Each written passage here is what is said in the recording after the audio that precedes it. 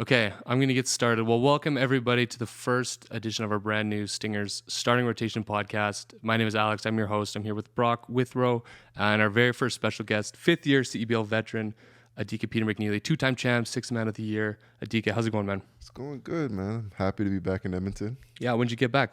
I got back on Friday. I had some days to kind of brush off the jet lag, but Yeah, you were saying you had some interesting travel back here. What was that like? it was terrible.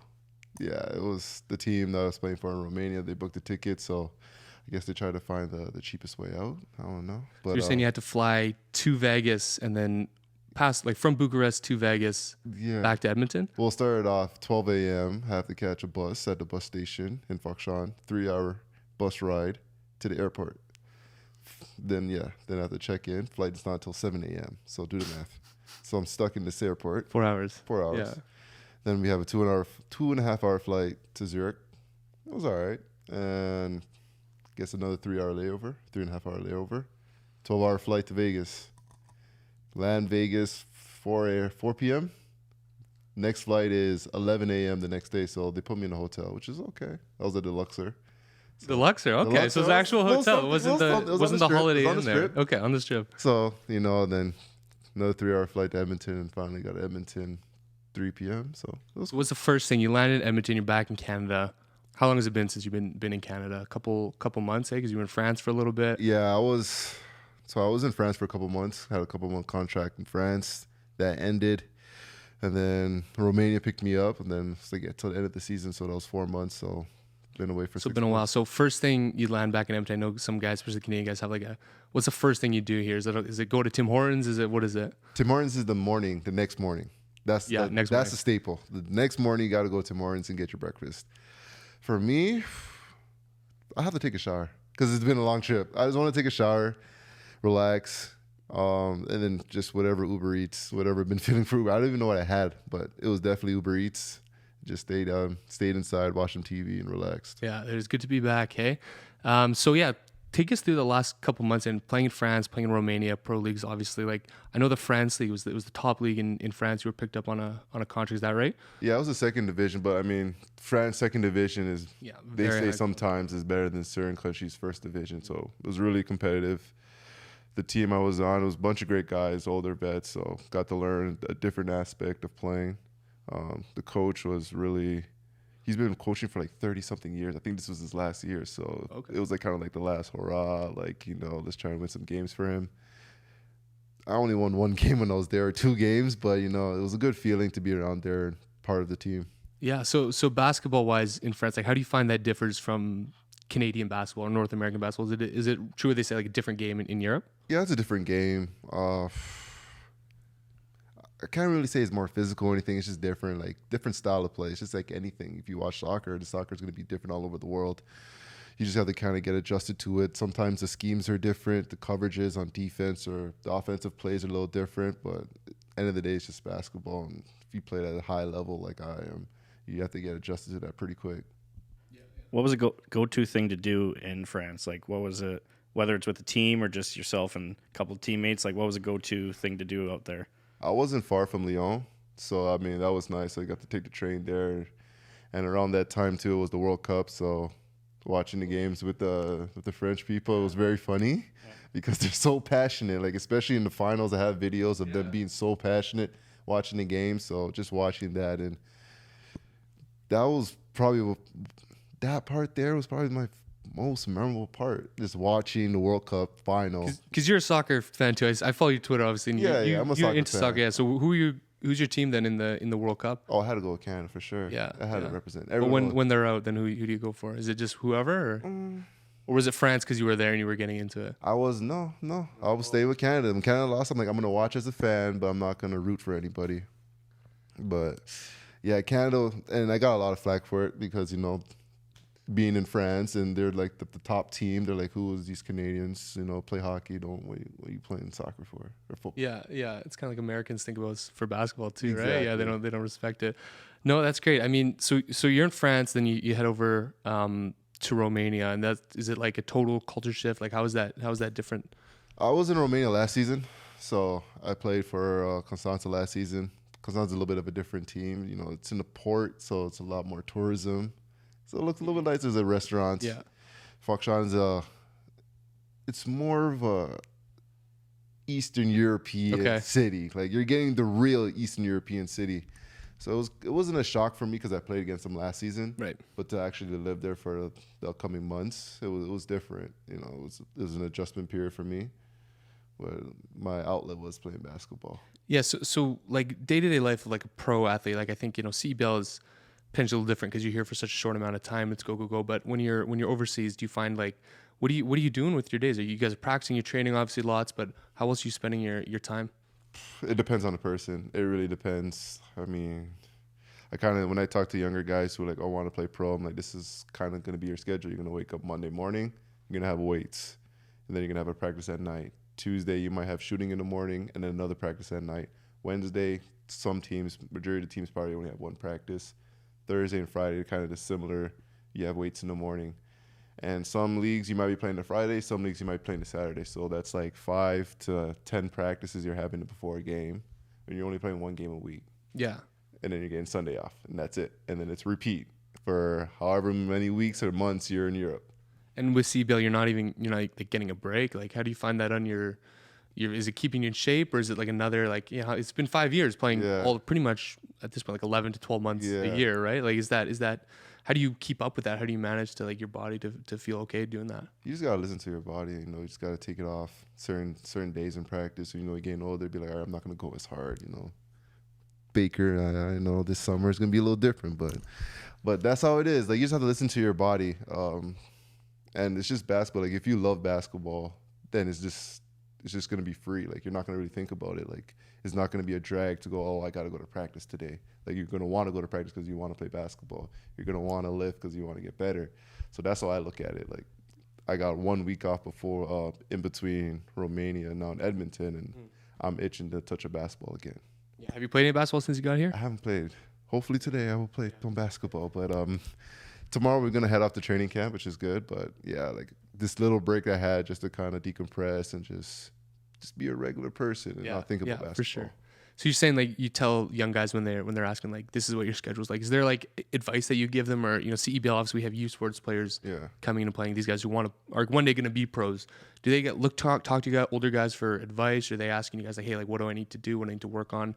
And I think, like, one thing could be like the basketball, but also like kind of the mindset you said you got to get in. Like, being a pro is so much different than it's more than just playing. Yeah. Right. So what is that? Like, what is that guidance, or what do you tell them when they ask those kind of questions? I think the main thing with being a pro overseas is not the basketball.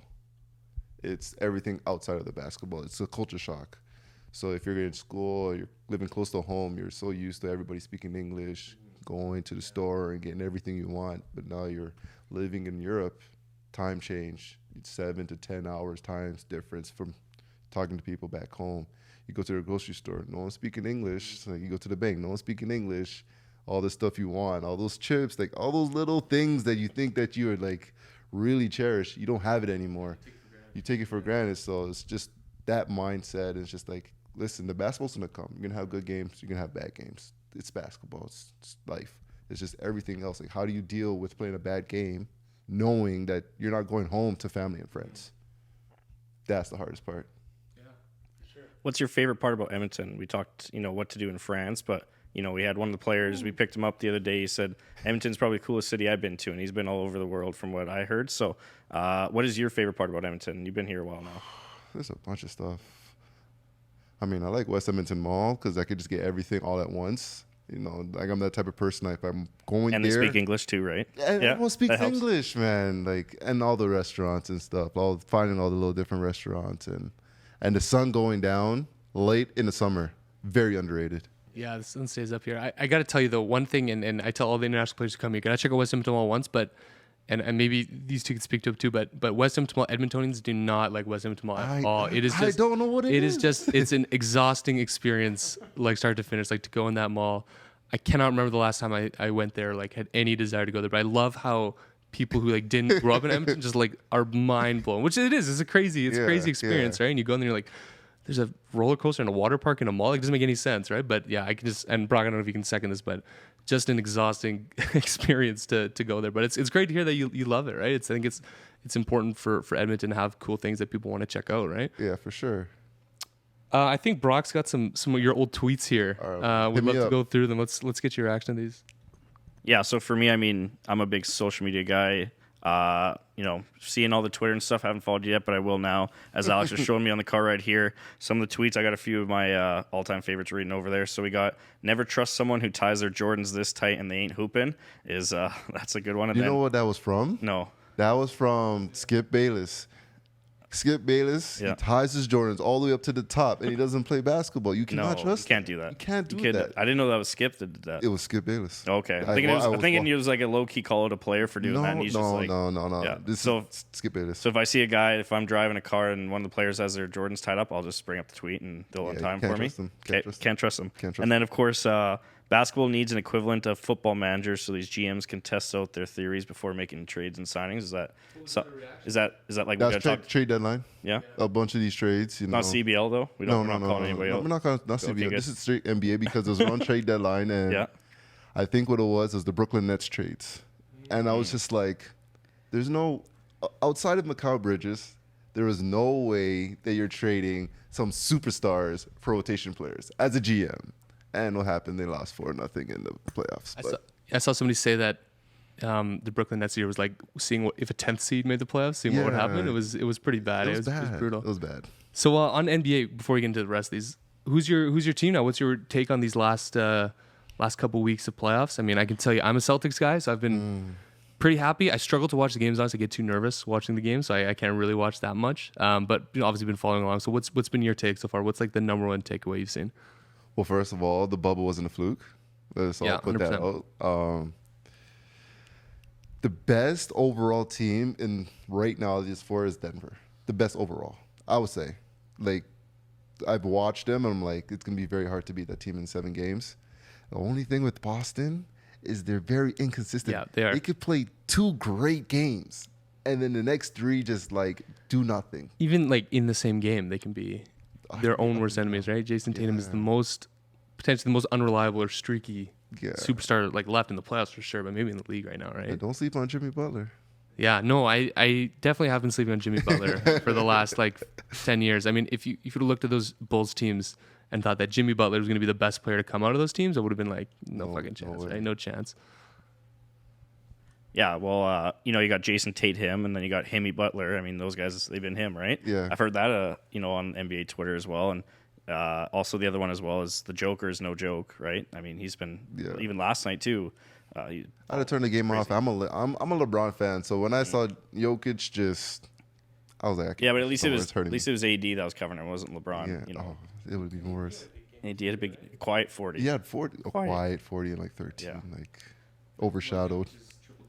He gets overshadowed. 40 and 13 gets overshadowed. What did Jokic hit? Like 30-something, 21 rebounds, 13 assists? That's pretty, like a 30-20-10 game in the playoffs.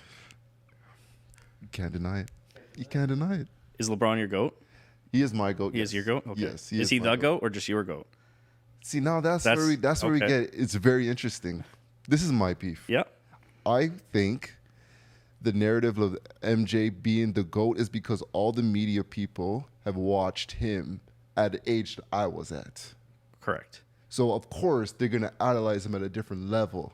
It's just, I think in the next 20 years, I think a lot of media people are going to be saying LeBron is the GOAT because that's what they've watched their whole lives. So I think it's just a generational thing at this point, 1A, 1B. But if LeBron does get a championship this year, it's going to be very hard to deny that at 38 years old, scoring title, and championship in the same year, coming off a torn ligament in his foot, I mean, that's going to be very hard to deny. Yeah, like for the past, it was Kareem and Russell were the GOAT for all those reporters, and then those guys aged out. The new guys come in, they watch Michael Jordan growing up, so he was the GOAT, and then now you got this next wave of reporters coming up, and LeBron's going to be the GOAT. And it's the same in all sports, right? Steph is next. Yeah. As long as he's your GOAT, that's all we need, right? It's my GOAT. Do you think, like, one thing I've always thought and I've always believed is, like, I think that athletes are always getting better, like, kind of at every level. Like, high school kids are better than they were 10, 15 years ago. The university athletes are better than they were 10, 15 years. Like, I find it hard to believe that the GOAT couldn't always be someone, like, the most recent best player, right? Like, do you know what I'm saying? Like, even the fact that, like, every record gets broken, like, every, like, concrete record, 100-meter javelin, whatever it is, like all those quantifiable things always are getting broken, right? Scoring record always gets broken. So how could it not be like the most recent player? So like question for you, obviously you were a youth sports athlete. 2015 did you graduate, I want to say, or 2016? So in and around coming up on 10 years almost since you were started youth sport. Have you seen, like, to see these youth sports players today, do you see that, or do you think it's comparable, or do you think that there's maybe a bias there from playing and always thinking you were better? Or what do you see with the youth sport as your younger athletes today? I'm not gonna say there's a bias. I think my generation was really tough. I don't want to name all the players, but the Scrubs, Johnny B, Caleb's, Jordan Baker's, like, we were a really good generation of youth sports players. But when I was watching these guys, I'm like, these are as equally talented as us. So you have to give respect where it's due. Like, I really do think those athletes are amazing, but I don't want to go and fall into the trap where the whole MJ's my goat and my era is the best era, and talking about the 80s or 70s in the NBA. Every generation is going to have their top players, and it's going to be special to have, like, okay, this 5 years we brought out these players, and people are going to debate who's better, who's not better, and which era is better. But for me, I just want to appreciate everybody. People that came before me, people that come after me, even the young guys now who are coming into youth sports, going to be on the team. Like, they're good. Yeah, well, it's a very humble take. Absolutely. Yeah, you have to. I guess the question of that is, like, when you were in the youth sports circuit, I mean, was there as many guys going south of the border, as many guys going D1 as you see now, or do you seen an influx in that, or is it comparable? Oh, it was different. I mean, for my generation, a lot of guys wanted to go Division 1. It was Division 1, Division 1, Division 1. I won't say that youth sports was looked down upon, but it was like looked at as like kind of like the last resort. Like, you don't get the looks you want to. So even if you didn't make it Division 1, you try to go to junior college route, 1 or 2 years, and then try and transfer to. But I think I was one of the first couple athletes to go to the States, try it out, and then come back, transfer back. And after I did it, I think in 2013, I started seeing it more and more. And now it's like, it's kind of a common thing. Like, there's going to be guys who play in Division 1 or finish junior college, Division 2, NIA, and then come back and play at a Canadian university, wherever it may be. Yeah, for sure. No, I think that's really insightful. I mean, the quality just keeps getting better and better, I think too, every year. Like, we have players staying here to play in Canada, which is great.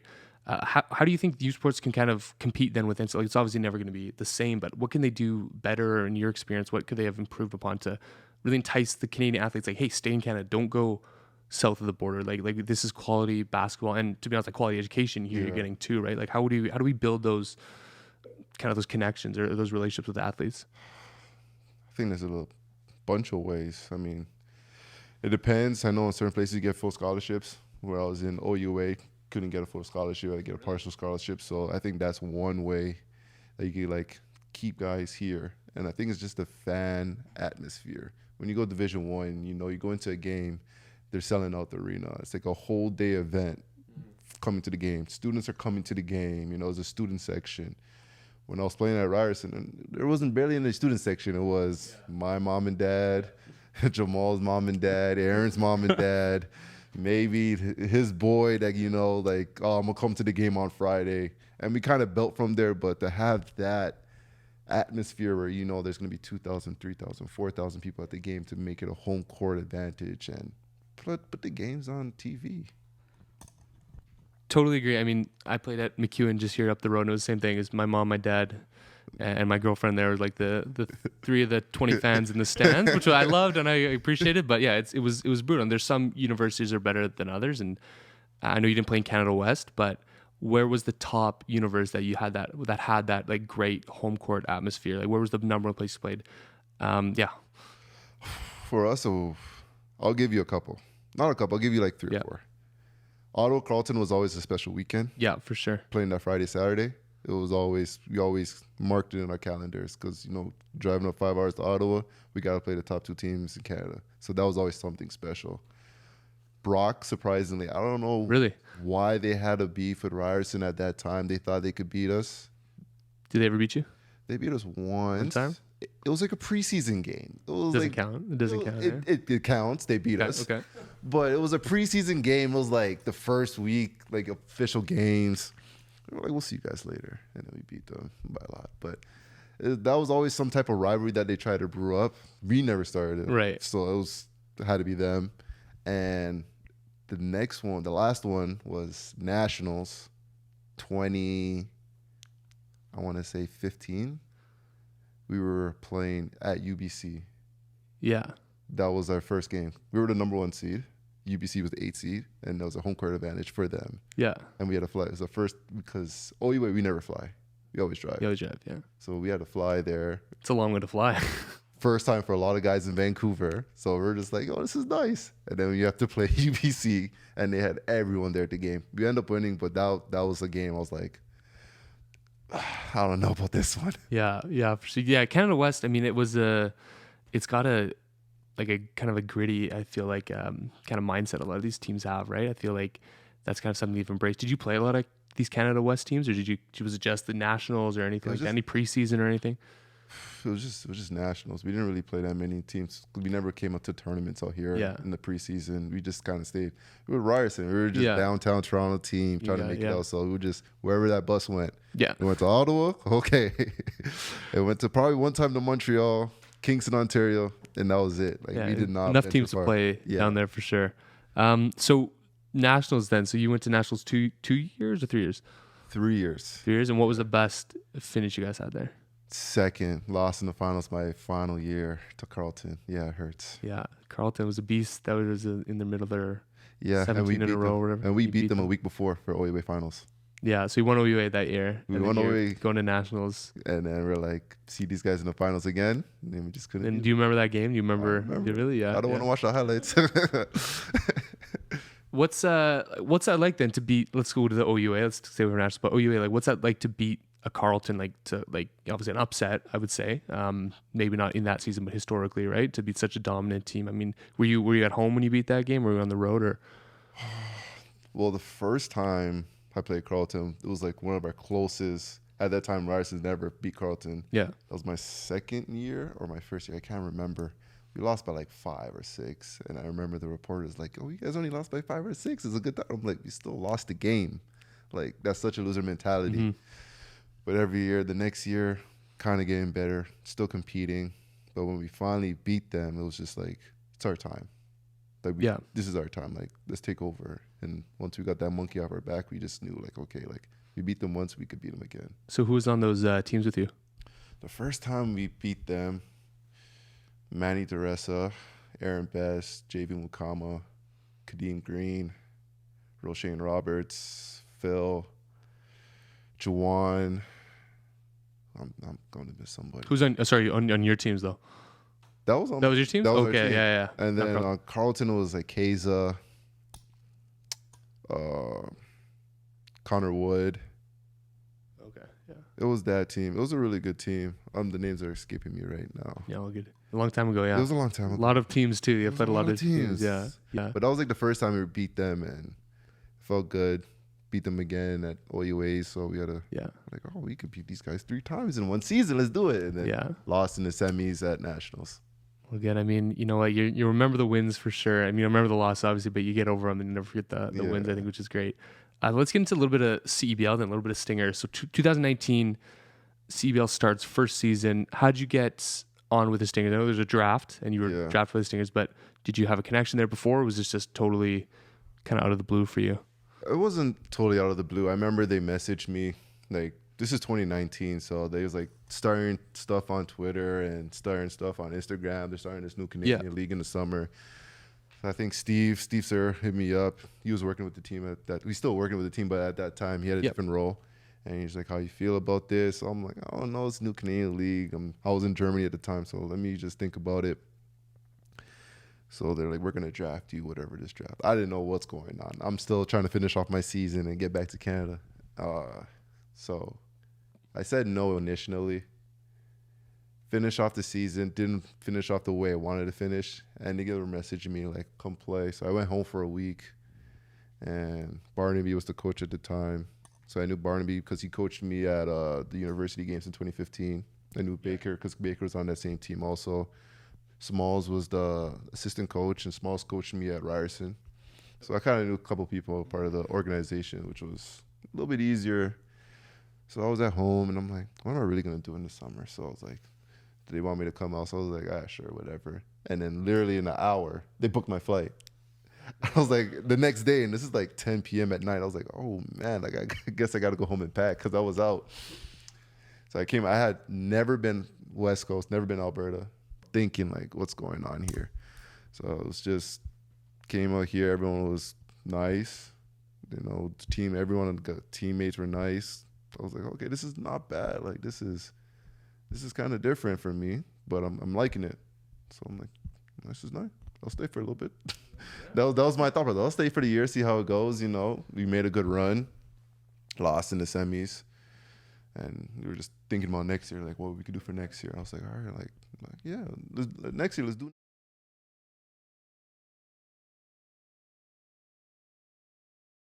So that's how I got started with Stingers. Here's a question for you, a bit of curveball.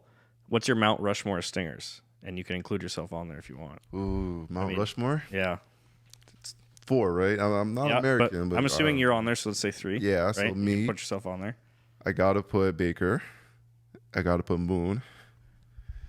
And I think that's the 4th one's a tough one. I think there's a lot of options there. The 4th one. I'm not going to put a player. I'm going to put Zale. I'm going to put Zale. Zale, yeah, that's a good call. Zale, because Zale, rest in peace, Zale. He did a lot of things behind the scenes that not a lot of people see from 100%. Day one. And I think, yeah, he's an integral part of the organization moving forward, and his spirit is always going to be around. Yeah, 100%. I mean, you know, just knowing him too, like knowing what he did, yeah, he was one of the most like personable guys I've ever met, and just I think great for the team calls ready to be 100% sorely missed. Yeah, that's a good Mount Rushmore for the team. Yeah, I think so. I mean, I think X and Baker, and do you think Baker as a coach will be up there? And time could tell. Time will tell. Yeah, I was hoping you'd say yes. We'd show him that later. No. But Baker as a player, that one, talk about accolades and everything. Every single day, going out and playing, doesn't matter if his ankle's hurt, big toe might be black, he's playing. Yeah, yeah. Not a lot of people are doing that. So, obviously, head coach at Nate for the last 2 years, and you were actually there, I understand, for a little bit, just while you were still in the city. How did you see in that brief time? I mean, he's obviously coaching university athletes, not pros, but how did you see his approach to coaching there versus him as a player? It's pretty much the same. Like he has that mentality is like, I just want to win. And when you have that mentality, I want to win, I want to be the best coach possible or the best player possible, it's just going to translate. And he just wants the best out of everybody. Just like he was the captain with me for the last 4 years, he's going to push everybody to the certain standard. Like, this is the standard that we have to be at, the same way as a coach. He was almost acting like a bit of a coach on the bench with you guys as a player. I've heard that from some guys. He's such a leader and a captain out there. Yeah, like just speak a little bit on that. Like what's that presence like to have in the locker room? Like somebody who's kind of acting as both. I mean, it's amazing. You hold each other accountable. You don't even have to look at the coach. Like, you just look at the guy beside you like, hey, man, you got to pick it up. And then when you feel that from someone who's been here, lived in Edmonton, went to school in Edmonton, he plays for Edmonton Stingers, saying like, yo, it's like kind of like Udonis Haslam. Like, when Udonis Haslam's talking to you, got to listen. And that's what it's kind of like. For sure. So what about a guy then like X, the other Mount Rushmore? How was his leadership style different, or how did he kind of impact the locker room? Obviously, we all saw what he did on the court. He's an amazing player. But what was that like kind of behind the scenes for him? He's an amazing person. That's my guy. I mean, of everyone I've known who've ever played in NBA, probably the most selfless, most humble person I've ever met. Like, doesn't feel like he's better than anybody. And he's going to be the first. When I say he's the first person and last person out, I really mean this. Like, there's times he'll be walking in, like, this guy's already sweating, doing a workout. And then in practice, he's running 2 hours in practice, beating everybody down the court and staying after practice and putting up shots. I'm like, how do you have all this energy? But it shows because now he's in the NBA. And just being around him, and he'll come in, hang out with us. Yo, we're getting food, come with us. And like, just that stuff goes a long way, because that just shows who you are as a person. Everyone could play basketball at a certain level, but who you are as a person, that's going to make you go further. And was that something that kind of then bled over to everyone else on the team, like that kind of unity and that work ethic? Like, did that really rub off on you guys when your best player is doing that? Yeah, you're going to go as far as your best player.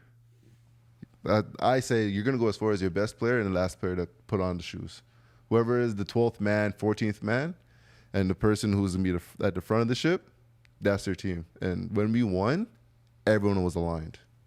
Everyone was aligned, and that was special. And Moon, you just follow Moon's lead. They're like, Moon, here's the ball. You start going, we're gonna catch up. We're gonna get there, but you go first. So that's how it was. And then we just picked him up, and we had such good vets around him. I think we helped him out.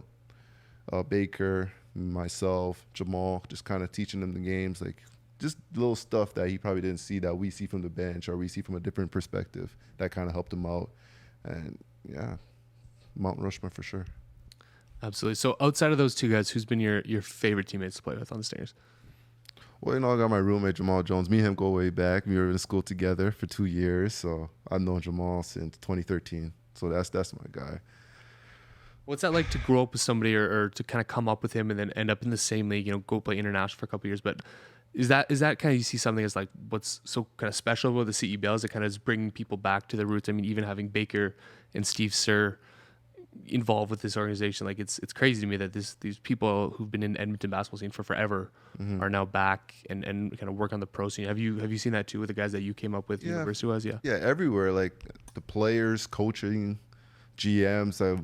I pretty much not know everybody, but along the way you heard names or you had conversations. To kind of see it now and see everyone's growth is amazing.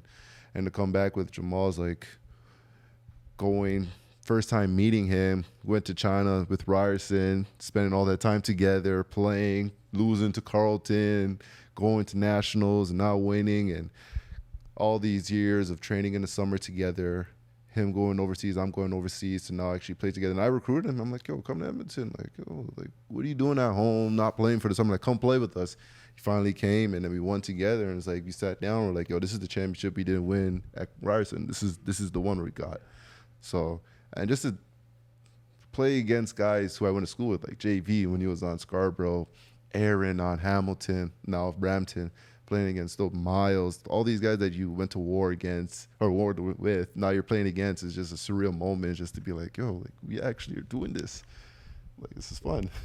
Yeah, I think that's so great about this league. I think having the Canadians is so important, and I think the U Sports draft is great for that too. Okay, I think Brock has a couple rapid fire questions just to wrap this up. All right. I'm gonna hand it over to him and see what he's got. All right, I got a few, so let's start off. You're walking into the Expo Center. What's the pre-game day fit? Like, what are you walking in? What's the go-to? Is it T-shirt, jeans, maybe more casual? It's T-shirt, jeans. For me, honestly, I'm just like, I could wear some shorts, some flip-flops.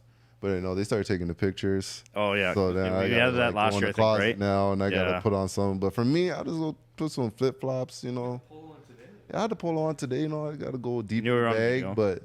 So no cameras, it's the casual shorts, flip-flops, and then dress up when the camera's out? I gotta dress. This year's probably going to be a little different too, with more cameras. I don't know what they're going to be doing, but... Alex, what are we going to do? We'll have to see.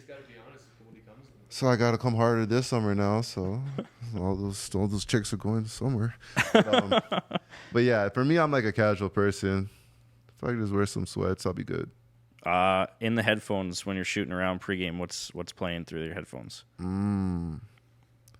I'm going Benny the Butcher. I'm going West Side Gun, Conway the Machine. They're a group. If you like 90s rap, these are the guys. Who else am I going with? Sometimes Future.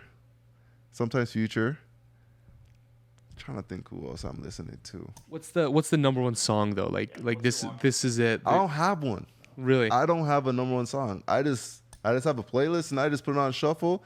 And if I'm shooting and I miss 2 shots, I gotta change the song.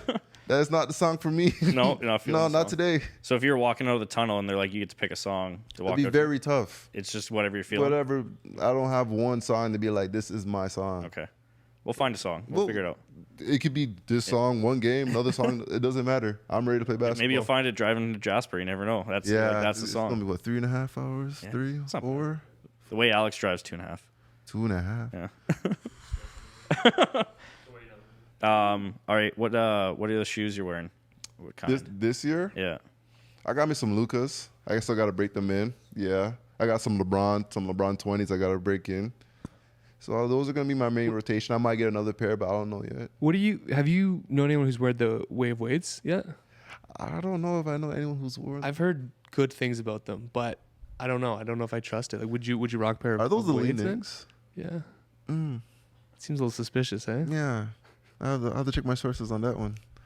I don't know what where am I going to get those? Amazon? I don't know. That's like, it's hard. Like this is the kind of year you ask, you get with the ownership and stuff. I don't know. Like we'll find it. I don't know. I'm gonna ask for everything. Oh yeah. I want some Kobe's, some retro Kobe's. Yeah, there you go. We'll get you set up for sure. Well, not me, but Dre will probably. Kobe's are very hard to get. Dre or Hills, they'll get you what you need. What's the Edmonton go-to spot to eat? Go-to spot to eat in Edmonton. What, any day of the week? Yeah, any day of the week. All right. Wednesdays is like since 2019. On Wednesdays, we always go to the Pint. It's always been a staple since 2019. This is 4 years. Every time after practice, we always go to the Pint for wings. Soul fried chicken. It's also a staple. There's a place on White, Nashville Chicken. Nashville's like You heard of it? Yeah, I can't remember the name of it, but That's good. Yeah, it's really good. What else? You're putting me on the spot now. I can't think. Pint's a good one. Wings are pint. Wings are pint. Good, yeah. They're cheap. They're like cheap as you can get. There's so many different spots. I've been away for so long that I have to like brush up on it. It's been a while, so I have to like drive around a little bit and just be like, I forgot about that spot. Yeah. So that's what it is. You're 5, you're still forgetting. I'm 25, lived in pretty much the city my whole life. I still forget some things too. I can't even remember that place name. That's what I mean, right? It's Nashville Chicken or something. It's on White. I know it's really good. If you want to check it out. Oh, we'll take a drive down there one day. We'll find it. Yeah, the mild is good. You don't need to go any hotter than that. That's what I'm saying. You're going to need some milk. It's okay. pretty hot. What was the next question I had for you? It was... Yeah, let's do that one. If you had to, no, this is it. What's your favorite basketball play? Is it a three-pointer, maybe a steal, maybe a big dunk? Me with a big dunk. Yeah, You're probably getting one this season, if that. That's what I mean, right? That's be the favorite. What's your favorite go-to play yourself? I'm going to say a 3. Yeah? Yeah, like a little crossover into a 3. Crossover to 3? Yeah, that's and it goes like straight in. Like just whoosh. Yep, swish. That's the one. That's fair. Not the dunk, though? I was thinking maybe you drop if you get the one, right? I'll get one. Yeah. I'm banking on one. Banking on one? Last year I got one. The year before that I got one. Okay. So I'm going to keep And we're not going to do 2, just one. Keep it to 1. One. Hopefully at the beginning of the season when the knees are feeling a little bit fresher. Like first 3 minutes of the home opener. That's what I'm feeling. Right. As soon as I sub in, dunk. Then I'll be like, that's my quota. Done. You're done. Okay. So if you had to go back in time and watch any NBA moment live, what would that be for you? Oh, 2016 Game 7. Cavs versus the Warriors. Hands down. Okay. That was quick. That's one of the best basketball games ever. Yeah. If you had to think about it. True. Okay. He had that loaded. I was expecting a little more time in between. It's both teams were playing at a high level. Defense was amazing. Great shooting at the end of the game, like Kyrie Irving, of course. Yep. But what more do you want? At the Oracle? At the Oracle. Do you think we could get a LeBron-style block out of you this year? Maybe one? A little off the backboard? Maybe underneath the backboard. Underneath. Yeah. So hit a couple people on top of the backboard. A couple courtside people are they should incoming. Watch out. Okay. Alex, you got any rapid-fire questions? That's all I got. What's one thing about Edmonton that people from Edmonton or who have never lived in Edmonton don't know or realize about Edmonton? That is an actual city. For me, it was like coming from Toronto. No, you gotta understand. I came from Toronto. Like, I lived downtown. So when they said you're going to Edmonton, I'm like, where the hell am I going? I'm thinking it's just gonna be like farms and a whole bunch of stuff. And the worst thing about it was the drive from the airport. It doesn't do any justice. So when I first landed, and I'm looking out the window, and I'm like, there ain't nothing over here. And then Barnaby picks me up at the time, and we were driving to the apartment, and there's just nothing. And I'm like, oh my gosh, everyone was right about this place. But then actually you go out, and there's like White Ave, there's Jasper, there's West Edmonton Mall. There's so many things to do, and you're like, okay, like this is actually nice. Like in the summertime, everyone's chill. There's nice parks, trails, everyone's like friendly. It's not Toronto, downtown Toronto, but everyone's just like, don't talk to me. Like, it's nice. Yeah, it is for sure. I was that same drive. I picked up Lucas Williamson yesterday from the airport from Chicago. Never been outside. Never been to Canada before in his life, and we're driving like north from the airport. He's like, "So how far is the city from here?" Oh, it's coming up. It's coming up. This is Leduc. He's like, Leduc? I never really okay. Yeah, kind of have like to turn the corner. It's like one of those like movies when you turn the corner, then everything all of a sudden like that's when you see the skyline in the background. That's kind of what Edmonton is.